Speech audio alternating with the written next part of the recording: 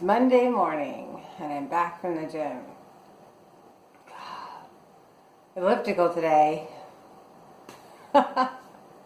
Sweaty mess. That's what that means.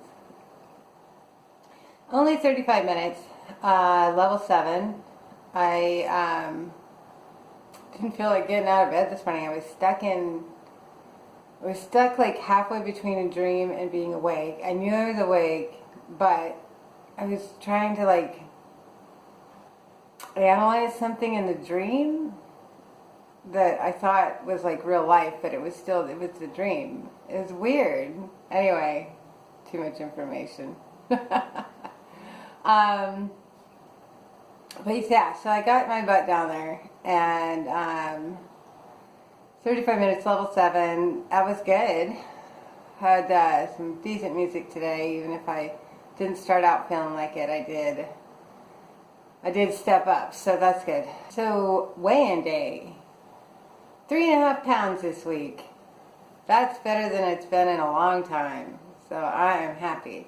So that puts me at 27.5 pounds, I think, possibly more. I didn't look back all the way. I was rounding it in my head. But yeah, 3.5 pounds, that's awesome. And the only thing I changed was sugar. Yeah. So that's pretty good. So yeah, gonna keep that up.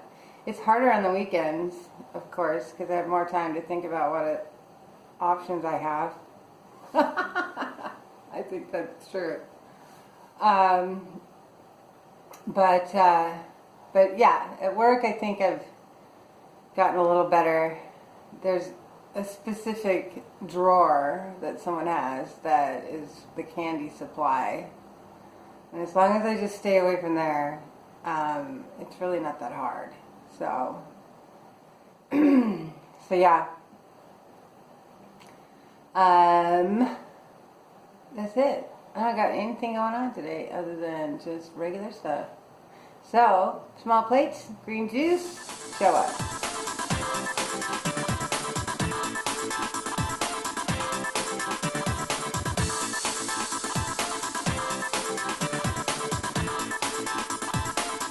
Ooh, it's Monday after work. I'm home. It was an alright day. It was a Monday. Just felt like there was a lot going on, but it's okay.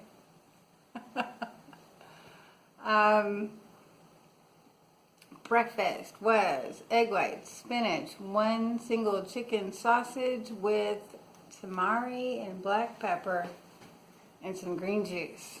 And then lunch was flank steak, cauliflower, a roasted red pepper, like a long one. I was worried it would be too spicy, but it wasn't. And half an avocado, and I drizzled some balsamic vinegar over the whole lot of it, along with a chamomile tea. I had, mid-morning, I had one Tillamook cheddar cheese snack. And then in the afternoon, I was really wanting some sugar. But I've done a bunch of research to figure out like what I can do if I'm just dying for something sweet. And dates. Dates and nuts are okay snacks that are not... Dates have a really low glycemic index that is almost offset by the amount of fiber that you get in with dates. And so I had an RX bar. It's one of those ones that says the ingredients are on the front of the package. So it was egg whites, dates, cashews, and almonds with cacao and sea salt for flavor. And that did the trick. It took care of it's a lot of calories, but now I'm not really that hungry, so I don't have to go too heavy on dinner. So dinner is going to be, I have that roasted chicken, so I'm going to have some cold chicken and some pickles. That's it, really. It's water. Yeah, that's my day. I listened to some podcasts. I'm currently really interested in there's several different podcasters that talk a lot about life mapping and designing your life. So really thinking about what you want, go big. What does it take to get there? Do you really want to do it? If you don't, then re-examine and reshape your goals. But make new goals. And just living with real intention so that most of your decisions are fairly easy to make because you know what your goals are.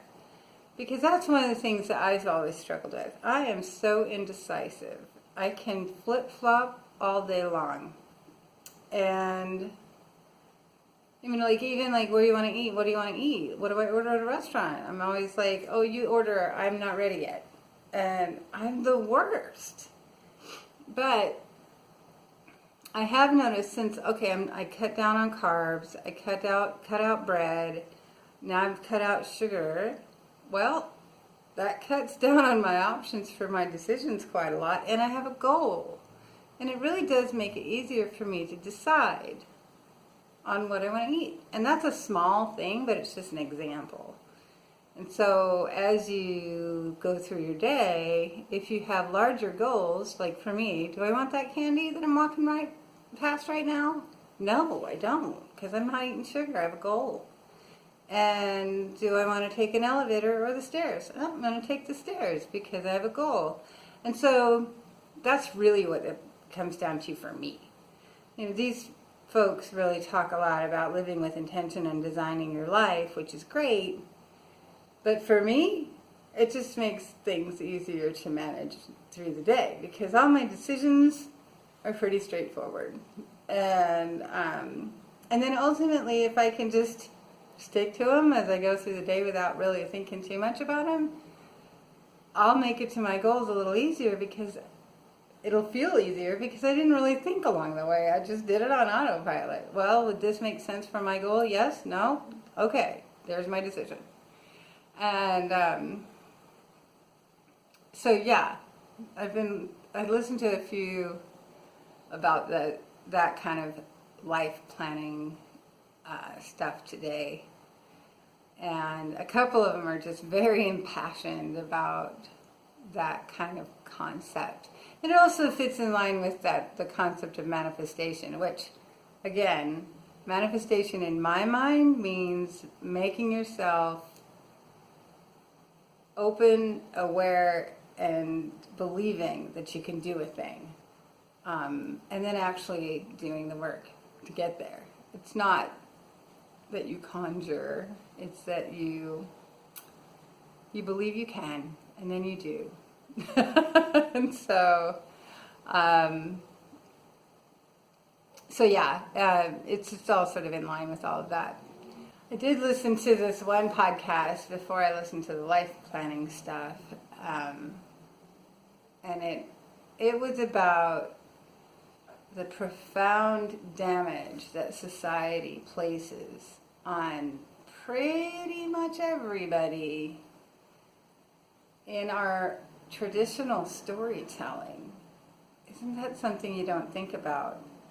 But I remember when I was a little girl, I wasn't considered a pretty little girl, and people were unfortunately very outspoken about it, that I was not a pretty girl. I wasn't a feminine girl. I wasn't good at being a girl. And the stories that we listened to sort of reinforced it all. And the funny thing is, looking back at my childhood, I felt like a very girly girl. I wore dresses and braids in my hair and ribbons, and I loved it. But I wasn't pretty, by whatever standard. So the dangers of traditional storytelling and society's stereotypes of doing real and permanent damage to people about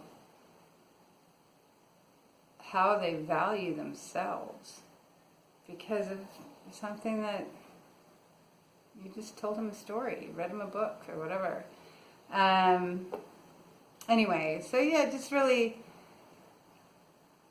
really got me thinking about some of the work that I'm doing with my therapy in trying to reprogram myself so that the messages I heard as a kid about my own value are erased because they weren't good messages and they're not accurate.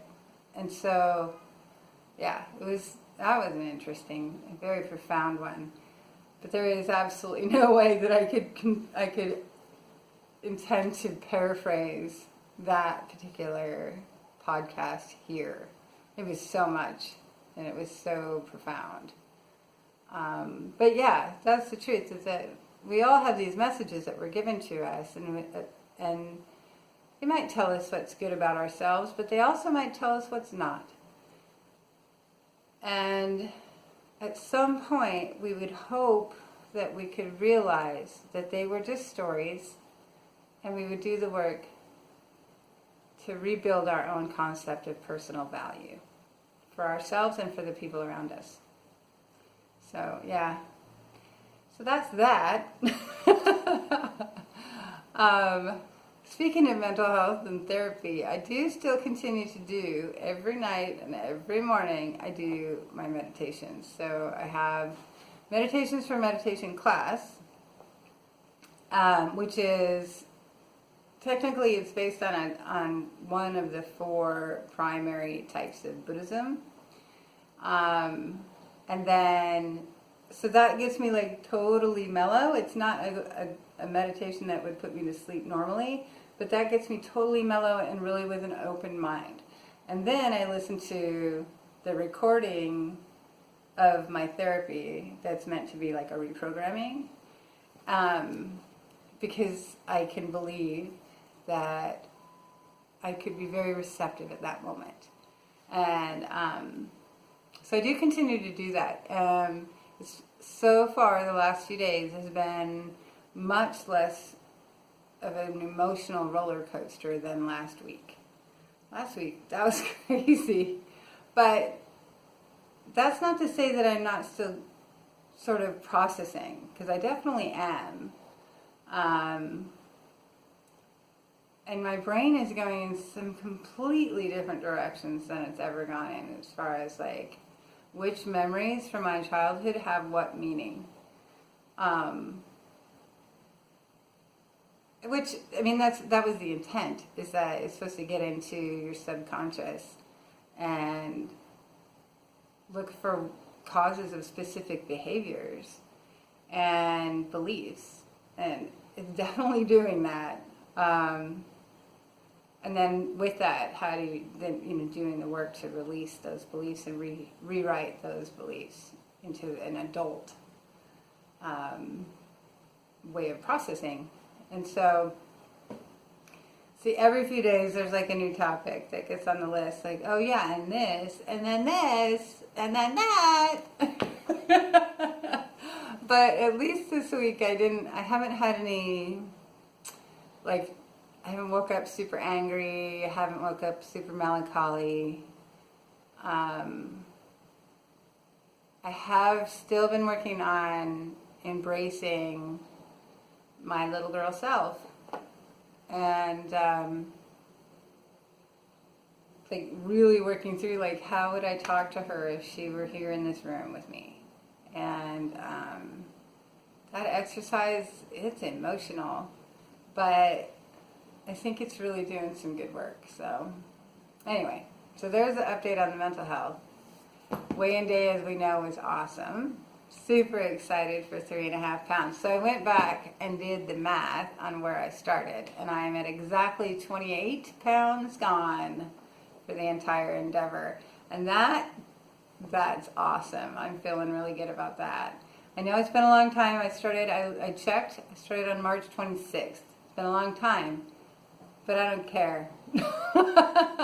This is life, and it'll take however long it takes. So that's okay. I'm just excited for the progress, and that I feel so much stronger and capable. So yeah, it's a good day. All right, that's it. I'm gonna go have some pickles and chicken for dinner. See you guys later.